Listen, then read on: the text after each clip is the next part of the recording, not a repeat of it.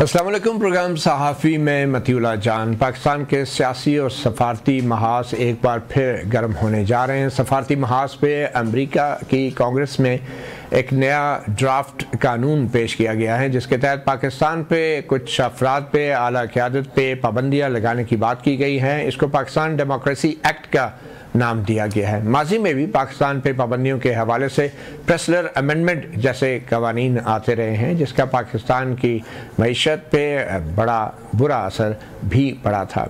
बहरहाल ये कानून के ऊपर पाकिस्तान की तरफ से अभी कोई ख़ास रद्द अमल नहीं आया बाकायदा सरकारी तौर पे, मगर दूसरी तरफ सियासी महाज के ऊपर पाकिस्तान पीपल्स पार्टी जो कि हुकूमत की एक इत्तेहादी जमात है, उसकी तरफ से सालिसी की पेशकश की गई है हुकूमत और पीटीआई के दरमियान।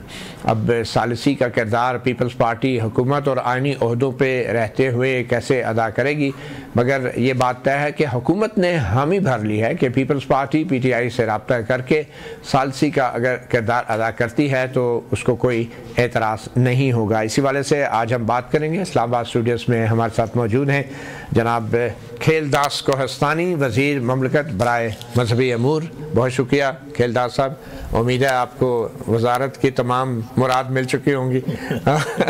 और उनके साथ तशरीफ़ फरमा हैं सेनेटर पाकिस्तान तहरीक इंसाफ जनाब डॉक्टर हुमायूं मोहम्मद साहब। हमें वीडियो लिंक पे ज्वाइन कर रहे हैं कराची से जनाब मज़हर अब्बास, सीनियर जर्नलिस्ट हैं, तज्ज़ियाकार हैं, और उसके अलावा अमेरिका से हमें ज्वाइन किया है अनवर इकबाल साहब ने। अनवर इकबाल साहब, आपसे गुफ्तगू का आगाज़ करेंगे। नया कानून आया है पाकिस्तान डेमोक्रेसी एक्ट, तो बज़ाहिर जो अमेरिका में इस वक्त सूरत हाल है, तो आपको नहीं लगता पाकिस्तान की पार्लियामेंट को अब अमेरिका डेमोक्रेसी एक्ट मंजूर कर लेना चाहिए? मगर बहरहाल इस नए मुजव्वज़ा कानून का पाकिस्तान पे क्या असर पड़ सकता है अगर ये कांग्रेस से मंजूर हो जाएगा? पहले तो सबसे बड़ी बात यही है जो आपने कही कि अगर ये मंजूर हो जाएगा, अभी बिल्कुल इनिशियल स्टेज में पेश किया गया है, अभी तो ये भी डिटरमिन नहीं हुआ कि कब इसको टेबल किया जाएगा, कब इस पर बहस होगी। तो ये अभी ये कहना कबल वक्त होगा कि मंजूर होगा या नहीं होगा। लेकिन इससे एक बात बहरहाल साबित होती है कि अमेरिका के अंदर जो पाकिस्तान तहरीक इंसाफ के सपोर्टर्स हैं, उनका इन्फ्लुएंस कितना है। ज़ाहिर ये इस मूव के पीछे भी वही हैं, और उसमें सबसे ज़्यादा अहम किरदार अदा किया है वो है पाकिस्तानी फिजिशियंस ने या डॉक्टर्स ने। उनकी बहुत बड़ी तादाद यहाँ आबाद है, और ये कहना मुबालगा नहीं होगा कि पाकिस्तान अमेरिका में रहने वाले पाकिस्तानियों की और ख़ास तौर पर डॉक्टर्स की, क्योंकि 7 लाख पाकिस्तानी हैं, 7 लाख पाकिस्तानियों की एक बहुत बड़ी वाज़ह अक्सरियत पीटीआई को सपोर्ट करती है और इमरान खान को सपोर्ट करती है, और इमरान खान की रिहाई चाहती है। खासतौर पर रिहाई के मामले में इवन जो वो न्यूट्रल हैं वो भी जज्बाती जाते हैं, वो कहते हैं कि इमरान खान को रिहा करना चाहिए। तो वो अपना इन्फ्लुएंस इस्तेमाल कर रहे हैं। आपको पता है कि डॉक्टर जो होता है एक बहुत इन्फ्लुएंशियल आदमी होता है अमेरिकी माशरा में। आप देहातों में अगर बाई रोड सफर करें तो आपको नजर आएगा कि या तो किसी कांग्रेसमैन का नाम लिखा हुआ नजर आता है बोर्ड पे, या डॉक्टर्स का नजर आता है, तीसरा कोई प्रोमिनेंट आदमी नहीं होता। तो वो अपने इन्फ्लुएंस इस्तेमाल कर रहे हैं और करते रहेंगे। और आपको याद होगा कि पिछले साल इस तरह की रेजोल्यूशन मंजूर भी हो गई थी, कांग्रेस से बहुत बड़ी तादाद से मंजूर हुई थी। अब ये चूंकि बहुत स्पेसिफिक है, इसमें अफराद के नाम लिए गए हैं, पाकिस्तान आर्मी को टारगेट किया गया है, तो इस अभी वाज़ा नहीं है कि ये मंजूर हो सकेगी या नहीं हो सकेगी, क्योंकि इस वक्त जो हमारी हुकूमत है, खासतौर पर हमारी फौज के ताल्लुकात मौजूदा ट्रंप इंतजामिया से ज़रा बेहतर नजर आ रहे हैं। उन्होंने एक अमरीकी फरमाइश पूरी की, और शरीफुल्लाह जो थे एक दहशतगर्द यहाँ, उनके पकड़ने में किरदार अदा किया। तो मैं नहीं समझता कि जो एडमिनिस्ट्रेशन है इसमें कोई वाज़ह किरदार अदा करेगी, मगर कांग्रेस के अंदर पीटीआई के सपोर्टर्स काफ़ी कुछ कर सकते हैं। और वैसे भी कहा जा रहा है कि ये बाई पार्टीसन यानी रिपब्लिकन और डेमोक्रेट दोनों तरफ से इस बिल की हिमायत की जा रही है। तो तकनीकी और कानूनी एतबार से आप समझते हैं कि जो ट्रंप इंतज़ामिया है वो भी दिलचस्पी रखती है इस कानून के मंजूर होने में? वैसे तो ट्रंप मशहूर हैं बराह रास्त ट्वीट कर देने के, टेलीफोन उठा के बात कर देने के, तो ये कांग्रेस के थ्रू ये जो कानून लाया जा रहा है, इसकी आप समझते हैं कि इसके पीछे हुकूमत भी हो सकती है?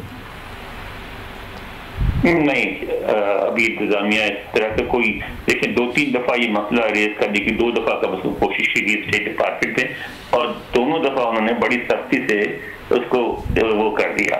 जलील आफरीदी साहब हैं, मशहूर साथी हमारे, उन्होंने दोनों दफा उठाया, दोनों दफा उन्होंने उसे तबसरा करने से इनकार कर दिया, बल्कि ये कहा भी कि दुनिया में बहुत कुछ होता रहता है और हम हर बात को तबसरा नहीं करते। तो मेरा भी ख्याल कि इंतजामिया कोई इस तरह कुछ करना चाहती है, अब अभी तो नहीं नजर आता ऐसा कुछ। जी मज़हर अब्बास साहब, आपको क्या दिख रहा है? पाकिस्तान का जो दफ्तर खारजा है उसकी तरफ से अभी तक खामोशी है इसमें जब्ज़ा कानून के हवाले से। बज़ाहिर तो ये कबल अज़ वक्त होगा हमारे दफ्तर खारजा के लिए किसी किस्म का भी रद्द अमल देना, मगर अगर ऐसा कानून मंजूर होता है तो फिर क्या सूरत हाल होगी पाकिस्तान के लिए? शुक्रिया मतीन। देखिए, जिस तरह अभी अनवर साहब कह रहे थे कि इट्स प्री मेच्योर, क्योंकि बहुत जल्दी है ये कहना कि ये मंजूर भी हो जाएगा, लेकिन इसका मूव करना it's a smart move. Smart move इस मानों में कि एक जब तक वो जो है वो मंजूर होता है या नहीं होता या इस पर बहस होती है, उस वक्त तक ये सियासी डिबेट तो पाकिस्तान के अंदर शुरू हो जाएगी इसके अंदर। अब कब तक आपका फॉरेन ऑफिस खामोश रहता है? चले फॉरेन ऑफिस छोड़ दें, क्या पाकिस्तान की पार्लियामेंट इसका नोटिस लेगी? ये भी बहुत दिलचस्प बात होगी। क्या हुकूमती सतह पर या मुस्लिम लीग नून की सतह पर इस पे क्या रद्दअमल आता है?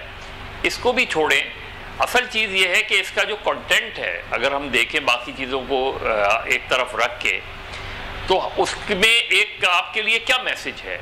मसला ये कि आप क्या हो क्या रहा है, आप क्या मीडिया को दबाया जा रहा है, आप क्या जुडिशरी की जो हालत है उसको आप देख लें, आप क्या पार्लियामेंट जो कानून साजी कर रही है उसको आप देख लें, आप क्या पॉलिटिकल एक्टिविस्ट के साथ जो क्रिटिकल वॉइसेस हैं उनके साथ क्या हो रहा है, आप क्या जर्नलिस्टों के भाई उठाए जा रहे हैं, आप क्या जो है वो व्लॉगर्स उठाए जा रहे हैं।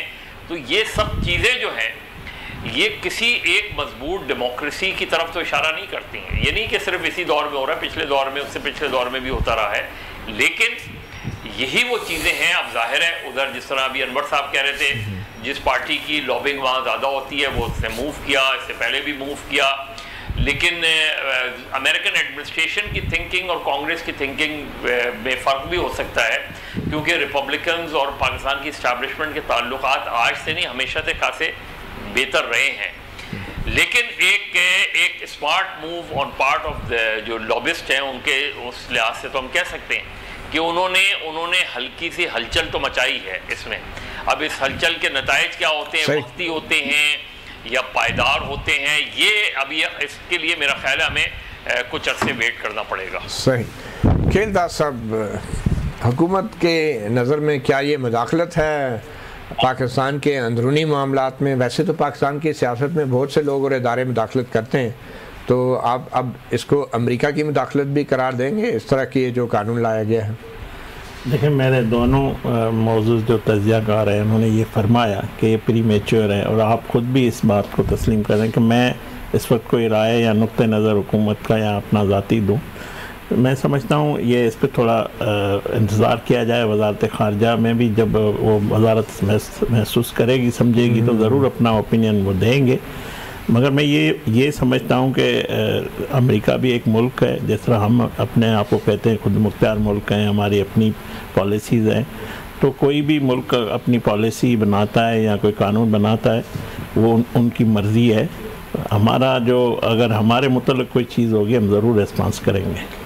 तो अमेरिका की तरफ से अगर ये कानून साजी हो रही है तो इसकी वजह तो साफ ज़ाहिर है, पाकिस्तान डेमोक्रेसी एक्ट कहा जा रहा है, तो बज़ाहिर तो पाकिस्तान की जो साख है जमहूरी रवायात के हवाले से, इक़्तिदार के हवाले से, वो तो बज़ाहिर बुरी तरह मुतासर हुई है लास्ट इलेक्शंस के बाद से और उसके बाद से जो कुछ भी हुआ बड़ी सियासी जमात के साथ, PTI के साथ।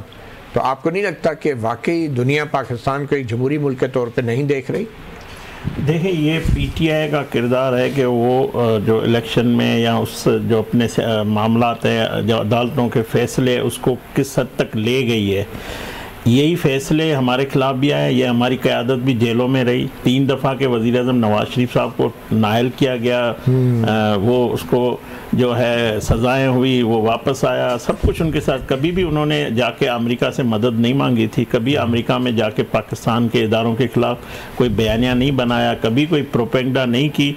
अगर जो फैसले यहाँ पे उनके खिलाफ हैं, इसी अदालतों से उनको सुरखरू होकर भी आए हैं। तो मैं समझता हूँ पीटीआई पूरा जो उसका जो मेरे भाई कह रहे थे कि बाहर बैठे, ओवरसीज़ नहीं, ओवरसीज़ अगर पीटीआई की ताकत होते तो यहाँ पे लोग पैसे नहीं भेजते। इमरान खान ने कॉल दी ना कि बाहर से कोई पैसा नहीं भेजे, तो कितने वो बढ़ा है या कम हुआ है? यानी कि अपने पेरेंट्स को, वालिदैन को, घर वालों को वो पैसे ना भेजते? नहीं, वो तो भेज रहे हैं, वो उनको, वो पाकिस्तान, वो भी पाकिस्तानी उतनी मोहब्बत है जितने हम में। तो जो लोग समझते हैं कि ओवरसीज़ में इनकी, हाँ, इनके लिए इन्होंने लॉबिंग फर्म हायर किया है इनको। तो आप लोगों ने तो कभी नहीं की थी ना लॉबिंग? नहीं, हमने कभी पाकिस्तान के इदारों या पाकिस्तान के खिलाफ कभी ऐसी बात नहीं की। जो जिस तरह मुजाहरे एहतजाज आपने देखा है, आपने इनके वर्कर को वहाँ देखा है, तो इस किस्म की कभी हमने, चंद लोग हैं इनके जहाँ बरतानिया में बैठे हुए हैं, अमेरिका में बैठे हैं, वो पूरा पाकिस्तान के खिलाफ कैंपेन चलाते हैं। तो मैं ये भी समझता हूँ ये 2 मुल्कों का ताल्लुक है। रियासतें जो है किसी फ़र्द की मोहताज नहीं होती, किसी फ़र्द के लिए एक दूसरे पे बातचीत या दबाव नहीं डालती। तो ये मामला जो है, ये कई चीज़ें कह रहे हैं कि ये होगी, वो होगा, ट्रंप आने के बाद इमरान खान साहब बाहर आ जाएगा, एक कॉल आएगी, हुकूमत छोड़ देगी, ये सब कुछ किया गया है। कौन कह रहे थे? यही मेरे भाई की जो जमात है। अच्छा। हुमायूं साहब तो नहीं कह रहे, मगर इनकी जमात ने ये ज़रूर कहा है, ज़रूर वो आस लगाए हुए। अब कहते हैं कि नवाज शरीफ किरदार अदा करें। चलो, ट्रंप के बाद आप नवाज शरीफ साहब पे आ गए तो ठीक है, इसको देखेंगे। जी डॉक्टर साहब, डॉक्टर हुमायूं मोहम्मद साहब, बड़ी आपकी प्रोग्रेस है, आपकी पार्टी की, आपकी लॉबिस्ट की, मुबारक हो आपको, बड़ी बात है। ये बिल आ गया अमेरिकी कांग्रेस में। अब बिस्मिल्लाहिर्रहमानिर्रहीम, या का नाबुदु व या का नस्ताईन। देखिए, अगर आप मुझसे पूछे, मैं मज़हर इकबाल साहब के जो पॉइंट है उसको मैं ये समझ, मज़हर अब्बास साहब जो, हाँ जी जी जी, मैं मेरी नज़र में ये जो बिल है ये इस वजह से आया है जैसे उन्होंने किया है कि अगर आप देखें तो इस वक्त जो इकोनॉमिस्ट इंटेलिजेंस यूनिट ने जो पाकिस्तान को इस वक्त जो पॉइंट्स दिए हुए हैं वो दिए हुए 2.8 समथिंग है। पाकिस्तान हमेशा से, जितने भी पाकिस्तान के पॉलिटिकल दौर थे उसमें पाकिस्तान 4 और 4.5 के दरमियान में रहता था, मींस के हाइब्रिड डेमोक्रेसी रहती थी। ये पाकिस्तान शुरू से लेता आ रहा है, ठीक है। मुशर्रफ और ज़िया के ज़माने में, मुशर्रफ के ज़माने में उनको 3.92 पॉइंट दिया गया था और ज़िया के ज़माने में तकरीबन 3 या 2.9 या 3 दिया था। लेकिन आपकी पार्टी के दौर में ये 4.2 था, 4.2 हाइब्रिड डेमोक्रेसी। हाइब्रिड डेमोक्रेसी उस टाइम पे भी थी, जिसको आप सपोर्ट भी करते रहे। PMLN में भी थी, पीपल्स पार्टी के दौर में भी थी, उससे पहले भी थी। मैंने आपको कहा कि जितने भी पाकिस्तान में आज तक डेमोक्रेटिक दौर रहे, सब में पाकिस्तान हमेशा 4 और 4.5 के दरमियान। आज भी तो हाइब्रिड ही है।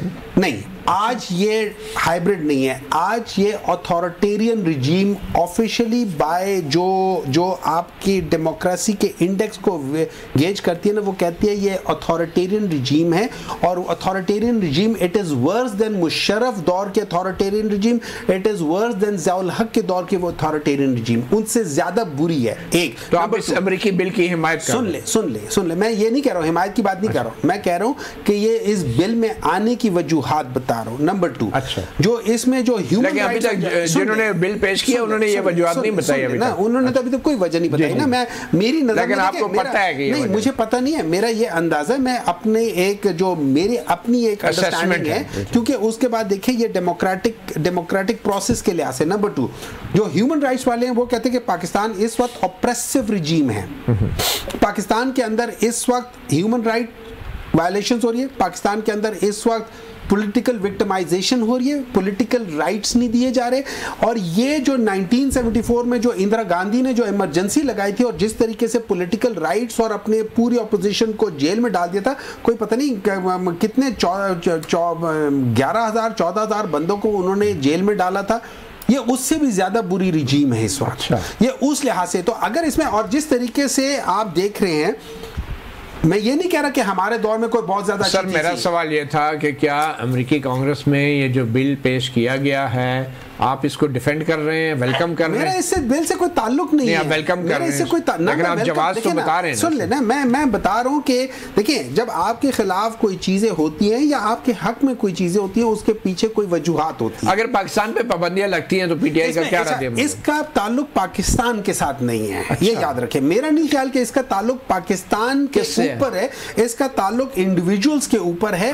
उन इंडिविजुअल्स की ट्रैवलिंग के ऊपर बैन होगा। अस्करी क़यादत की बात कर रहे हैं? बिल में लिखा है अभी नहीं, अभी जो जिस बंदे को वहां से वापस भेजा है, ये ब्यूरोक्रेट को, उसको इसी वजह से भेजा है, अमेरिका से जो ऑफलोड किया। ये वो तो डिप्लोमेट था ना, जो मेरे ख्याल में डिप्लोमेट वही ब्यूरोक्रेट था ना। पहले एक जगह का एम्बेसडर था, फिर दूसरी जगह निजी दौरे पे जा रहा था, तो जिसकी वजह भी था ना। देखिए, ये वो वजूहात है जिसकी बेसिस पे आपको इंडिविजुअल बेसिस पे आपको वो, मतलब बिल से पहले कार्रवाई शुरू हो गई। मेरा नहीं, मुझे नहीं पता, मेरा ये अंदाजा है कि उस बंदे को जो उठाया वो इसी वजह से उसको वापस किया है कि यार ये चीजें ठीक है। और मेरा नहीं ख्याल कि इसका ताल्लुक पाकिस्तान की इक्तिसादी पॉलिसी के साथ या पाकिस्तान के ऊपर जो इक्तिसादी अगर किसी किस्म की कोई कदगन लगेगी तो इसका उससे। बहरहाल ये पीटीआई की बड़ी स्ट्रॉन्ग लॉबीज हैं।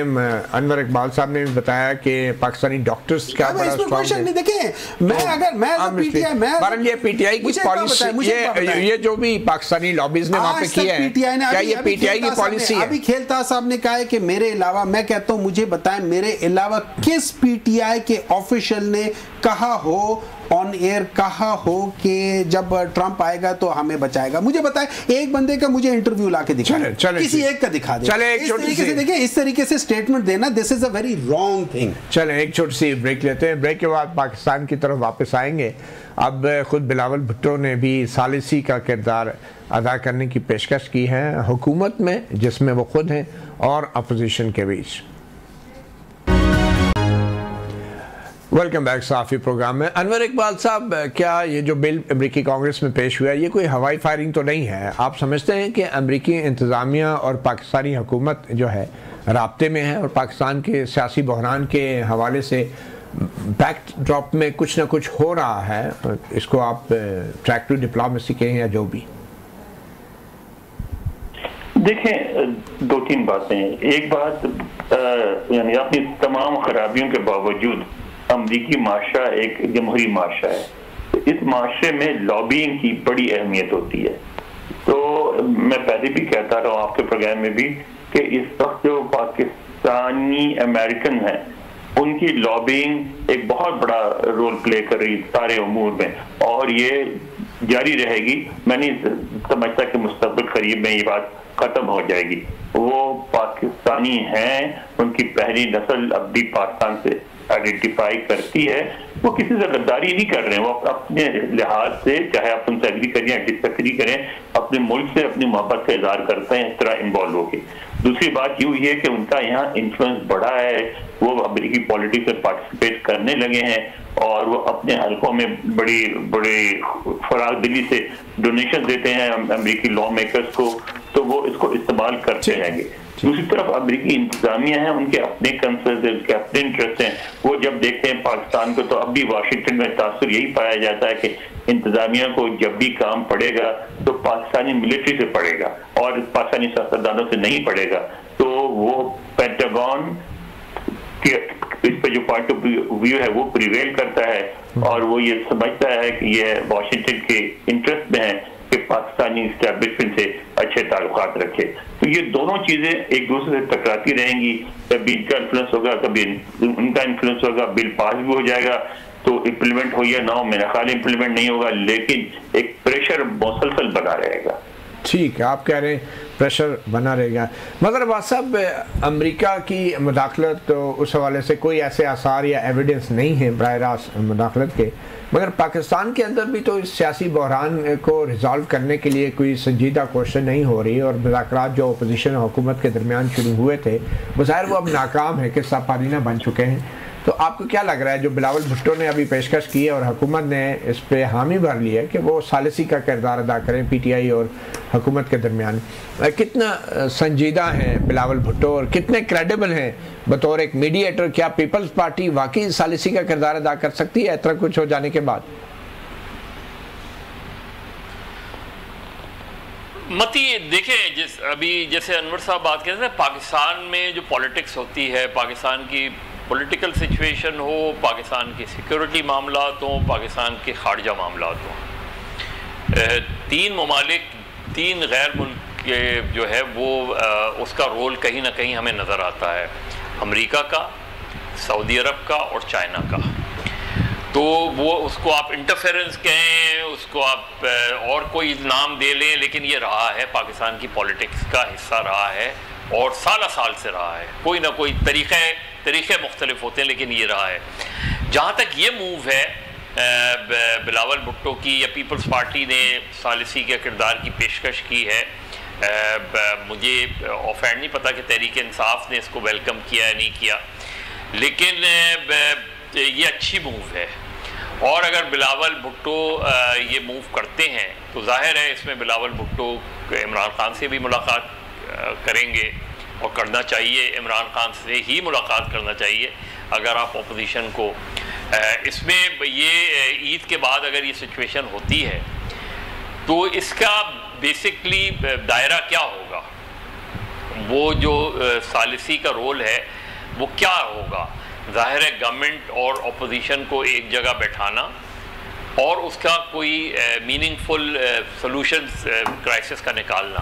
अब उसमें एक तो ज़ाहिर है पाकिस्तान की इकोनॉमिक सिचुएशन है, दूसरी पाकिस्तान की पॉलिटिकल सिचुएशन है, तीसरी पाकिस्तान की सिक्योरिटी सिचुएशन है, जो कुछ खैबर पख्तूनख्वा और बलूचिस्तान की सूरत हाल है उसको सामने रखते हुए। अब उसमें एक तरफ तो ज़ाहिर है इमरान खान साहब का एक मौक़िफ़ है कि उनका मैंडेट चुराया गया है, उसके मैंडेट को उनका वो वापस किया जाए। दूसरा, उनकी रिजर्वेशंस हैं 26वीं तरमीम पे, और जो कुछ भी आप वो कर लें तो गवर्नमेंट की एक पोजीशन है। तो इसमें बीच का रास्ता क्या निकलेगा? क्या बीच का रास्ता कोई मिड टर्म पोल्स की सूरत में निकल सकता है? अगर मिड टर्म पोल्स की सूरत में निकल सकता है तो पहली चीज़ ये है कि मुस्लिम लीग नून का क्या रिएक्शन होगा इसके ऊपर, क्या इस सूरत हाल की तरफ हम जा सकते हैं। इसमें फौरी तौर पे नहीं तो 6 से 2027 में अगर इलेक्शन हो जाए, क्योंकि वो बहरहाल पीपल्स पार्टी भी शायद उससे बिल्कुल टोटली रिजेक्ट ना करे तहरीक इंसाफ की इस मूव को। तो लेकिन देखना यह है कि अब सालिसी की इब्तिदा जो होगी वो तो बिलावल भुट्टो अगर होती है तो बिलावल भुट्टो और इमरान खान की मुलाकात से होगी। और मेरा ख्याल है इमरान खान इस वक्त अब आज की सिचुएशन में वो रिजिड पोजीशन नहीं लेंगे कि मुलाकात नहीं करनी। और ये तो बिलावल भुट्टो अडियाला जेल जाएंगे या इमरान खान अडियाला जेल से बाहर आके बिलावल भुट्टो से मिलेंगे, ये भी बड़ी एक अजीब सिचुएशन हो सकती है। मैंने कहा वही होता है, हो सकता है कोई गेस्ट हाउस में रहा है, पीएनए के ज़माने जो है रहा है भुट्टो साहब की और पीएनए की जो मुलाकात हुई थी, तो आप किसी एक म्यूचुअल गेस्ट हाउस में भी ये बात हो सकती है। और मुझे नहीं पता कि अडियाला जेल में कोई अगर सेपरेट रूम है उसमें हो सकती है। लेकिन अगर आप सालिसी की गवर्नमेंट ने एग्री किया है और बिलावल भुट्टो या पीपल्स पार्टी का जो भी वफ्द होगा उसके सामने ये चीज़ होगी, हो सकता है कि इमरान खान साहब को किसी ऐसी जगह पे मूव किया जाए जहां ये बातचीत हो। सही, कहीं न्यूट्रल प्लेस पे।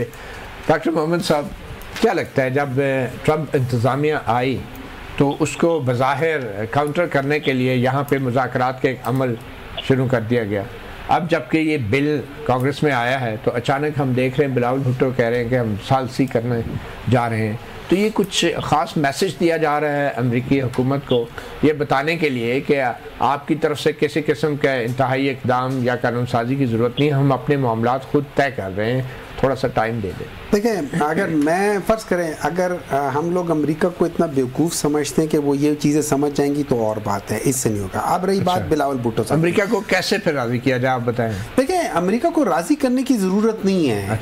हमने अपने इंटरेस्ट को देखना है। देखिए, अगर मैं किसी को राज़ी करने के लिए यहाँ पे दिखावा कर रहा हूँ, आपने कहा ना वो बेवकूफ़ नहीं है, वो बड़े अक्लमंद हैं। मैं यही कह रहा हूँ, अगर मैं अमेरिका को राज़ी करने के लिए यहाँ पे दिखावा कर रहा हूँ तो इसका मतलब है उसका आउटकम नेगेटिव होगा, उसका आउटकम पॉजिटिव नहीं होगा। अगर मैंने अपनी सिचुएशन को ठीक करनी है तो मुझे भाड़ में जाए कोई और मुल्क, मैंने अपने मुल्क को ठीक करना है। बिलावल की ऑफर को आप कैसे देखते हैं? अब मैं बताता हूँ। देखिए, बिलावल साहब ने जो ऑफर दिए ना, मेरी नज़र में उस ऑफर की वैल्यू 0 है।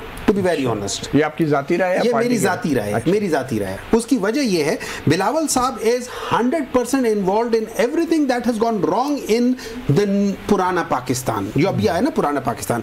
आपके जितने भी मेजर क्रॉप्स है, चाहे वो मेज हो, चाहे वो वीट हो, चाहे वो कॉटन हो, चाहे शुगर हो, सारी नेगेटिव में जा रही हैं। आपके पानी का देख लें, आपके सारी चीजें, चाहे वो तरबेला हो, चाहे वो मंगला हो, चाहे वो चश्मा हो, चाहे वो सिंध का, वो सारी चीजें नेगेटिव में जा रही है, मिनिमम में चली गई है। तो इसमें बिलावल का क्या कसूर है? सुन ले, he is responsible for all these things। मतलब वो मेरी बात सुने, मैं आपको कहूं कि मेरे कंधा में देता हूं, तुम उस बंदे को गोली मारो, उस बंदे को गोली लग जाए, आप मुझे कहेंगे कि यार तुम्हारा हुमायूं, तुम्हारे कंधे का इससे क्या ताल्लुक है? आप एक इजी टारगेट ढूंढते हैं पहले की तरह। मैं इजी टारगेट नहीं, तो असल में कौन जिम्मेदार है?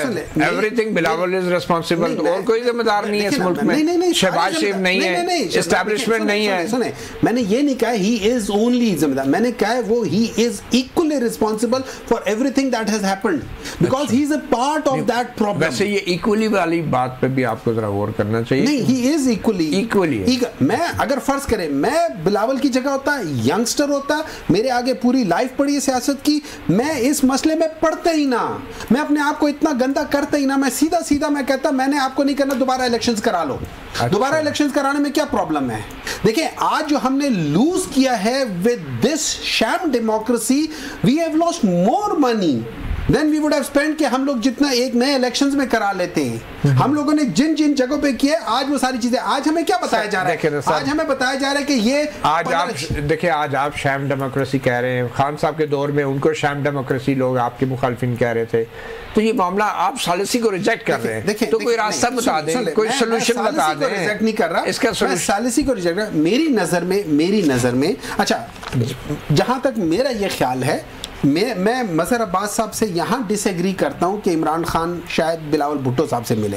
अगर सीरियस मानों में आपने करना, ये याद रखें, एक सिंपल बैलेंस है। जो सबसे बड़ा वजन होता है ना, अगर आपने कोई तराजू करना है, जो सबसे भारी वजन होता है, आपने उसको बैलेंस पहले करना होता है, फिर छोटे वजनों को बीच में डाल के आप उसमें बैलेंस करते हैं। पाकिस्तान की पॉलिटिक्स में जो सबसे बड़ा वजन है वो पाकिस्तान तहरीक इंसाफ इमरान खान का है। जब तक आप उसको बैलेंस नहीं करेंगे, पाकिस्तान आगे तरक्की नहीं कर सकता। अब उसके लिए मेरी नजर में, अगर आप मुझसे पूछे, मैं 4 बंदों को कहूंगा, इन 4 बंदों को जाके इमरान खान से मुलाकात करवाएं, और जो all party Pakistan, all parties, Pakistan की ऑल पार्टीज की जो मीटिंग कराना चाहते हैं ईद के बाद, उसमें Imran Khan as a in person should be sitting there is, कोई लोग कुछ कहते हैं उसमें कोई कदर नहीं है, ठीक है? 4 बंदे, मैं ये समझता हूं। मेरी नजर में आप मौलाना साहब को कहें, मेरी नजर में आप अचकजई साहब को कहें, मेरी नजर में आप मेंगल साहब को कहें, मेरी नजर में आप पीर ऑफ पगाड़ा साहब को कहें। इन 4 बंदों को कहें कि ये जाए, इमरान खान साहब से मिले, इमरान खान साहब से बैठ के डिस्कशंस करे, और वहां पे ये आके गवर्नमेंट के साथ बैठ के उनके साथ डिस्कशंस करे, या जो गवर्नमेंट उनके साथ डिस्कशन करके, and then find a solution to it. अगर आपने सॉल्यूशन नहीं ढूंढा, we are going very fast, ये याद रखिए, बहुत स्पीड से जा रहे हैं। ये जो हो जाता है ना, जैसे इंदिरा गांधी के दौर में, मैं दोबारा मिसाल देता हूं, वो उस वक्त लोग कहते थे कि जी हर तरफ लोग तबाह हो रहे हैं, लेकिन वो कहते थे कम से कम ट्रेनें तो टाइम से चल रही हैं। चलें जी, ट्रेनें टाइम। खेलदास साहब, आप क्यों नहीं जाते इमरान खान साहब से मुज़ाकरात करने? देखें, पहली बात तो मैं, आप जाना चाहेंगे? वैसे नहीं, मेरी कोई ख्वाहिश नहीं है। ख्वाहिश नहीं है, लगे मुज़ाकरात के लिए अगर आपको कहा जाए? नहीं, मैं इस पे ही आ रहा हूँ। मेरे सेनेटर साहब कह रहे हैं कि वो सबसे मिलने के लिए जो है, किसी से, बिलावल से भी नहीं मिलना चाहते, और से भी नहीं मिलना चाहते। ये बात ये ठीक कर रहे हैं, ये सही कह रहे हैं। वो बिल्कुल ना शहबाज शरीफ साहब से हाथ मिलाना चाहते हैं, ना बिलावल साहब से। शहबाज शरीफ साहब तो हाथ मिलाना चाह रहे हैं। हम चाहते थे, हम तो अपोजिशन लीडर, जब शहबाज शरीफ साहब था, उन्होंने कहा है चार्टर इकोनॉमी करें, उन्होंने उसको जेल में डाल दिया।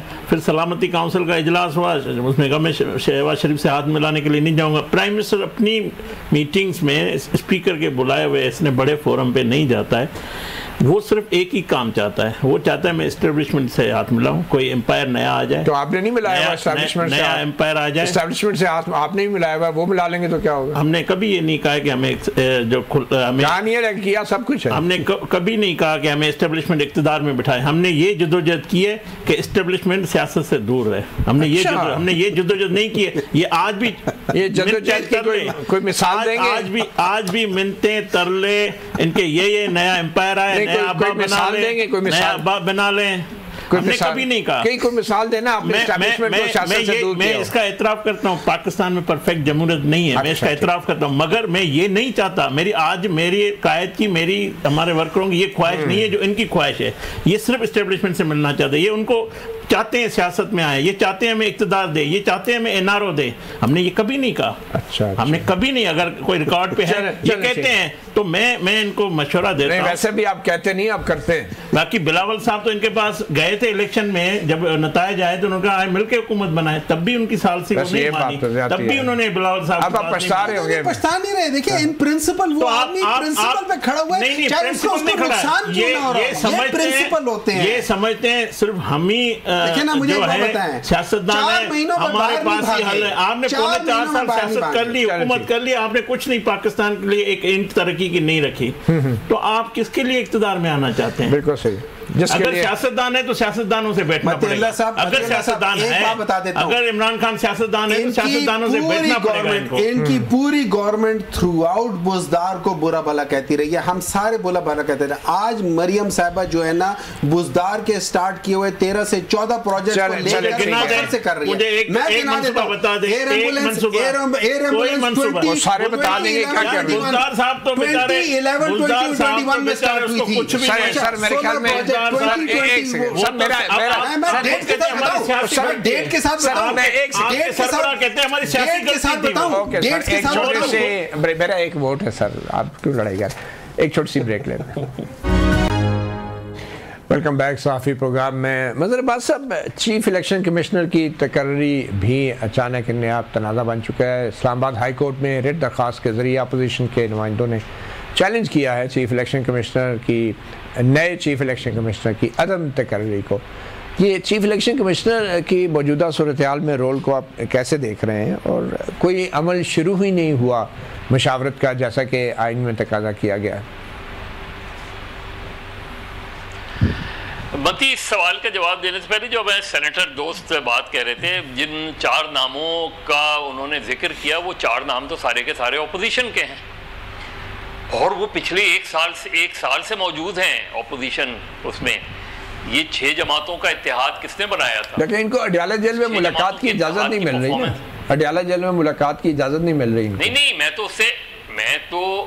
तो उससे पहले की बात कह रहा हूँ ना, कि पिछले ये 6 जमातों का जो इत्तेहाद, जिसमें अख्तर मैंगल भी हैं, जिसमें अचकज़ई भी हैं, मौलाना नहीं है उसमें उसका हिस्सा, जिसमें और दीगर इनके जो जमातियों के इत्तेहाद हैं, पहले वो तो बताएं ना। ये राजा नाज़िर अब्बास तो मिलते रहे हैं उनसे, और दूसरे लोग भी मिलते रहे हैं। अचकज़ई साहब की मुलाकात हुई, मौलाना फजलुर रहमान तो अभी तक खुद ही तैयार नहीं है मिलने को। तो वो तो बिल्कुल एक दूसरी बात कह रहे हैं यहाँ सालिसी बिल्कुल। और मैंने ये नहीं कहा कि इमरान खान को उनसे मिलना चाहिए, मैंने कहा बिलावल भुट्टो की अगर सालिसी होगी तो सबसे पहली बात मैंने तो ये की कि तहरीक इंसाफ का अपना रद्द-ए-अमल इस सालिसी पे क्या होगा। सालिसी तो उसी सूरत में होती है जब दोनों फरीक तैयार हों, तो ऐन मुमकिन है कि ये नॉन स्टार्टर हो, ऐन मुमकिन है कुछ हो ही नहीं। लेकिन फिर जो है वो पहले अपोजिशन, ये तो देखें कि अपोजिशन पिछले 1 से 1.5 साल से सही उनकी अभी भी उनका ईद के बाद बड़ा कौमी इत्तेहाद अभी भी फिलहाल जो है दूर दूर तक नजर नहीं आ रहा। तो उसकी वजूहात तो उन्हें खुद तलाश करनी है। बाकी बिलावल ने एक इनिशिएटिव लिया है, वो कामयाब भी हो सकते हैं, वो नाकाम भी हो सकते हैं। मतलब साहब सवाल ये है कि ये जो भी सालिसी होगी या जो भी सियासी बहरान का हल निकलेगा, इसका जो आगाज़ है वो तो नए चीफ इलेक्शन कमिश्नर की तैनाती से नहीं होना चाहिए।